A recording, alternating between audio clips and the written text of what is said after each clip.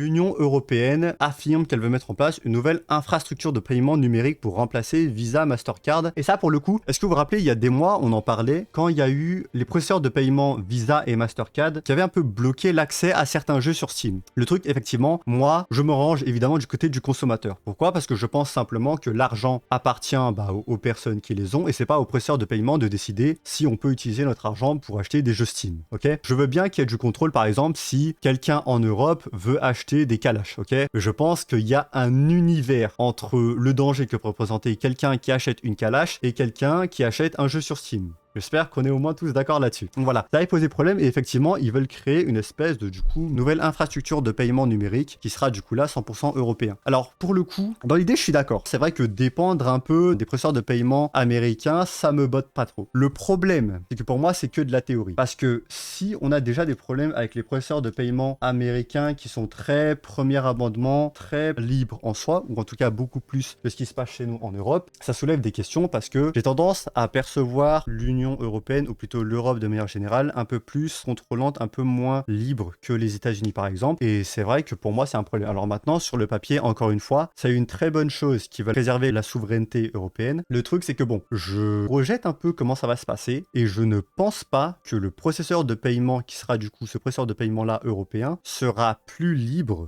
moins apte à la censure que a pu l'être Visa et Mastercard. Sur le papier, c'est très bien, c'est très beau. Le problème, c'est que je regarde aussi que ça s'est fait sur un timing où, devine quoi, ils essayent de mettre en place une espèce d'identité numérique. Et je pense que tous ces timings-là ne sont pas anodins. Je pense effectivement que chez nous, on aura, si ça se met en place évidemment, plus de problèmes de l'infrastructure qui va bloquer ton paiement parce qu'ils sont pas d'accord avec les politiques en question de la plateforme. Et ça, pour moi, je pense que c'est malheureusement un problème.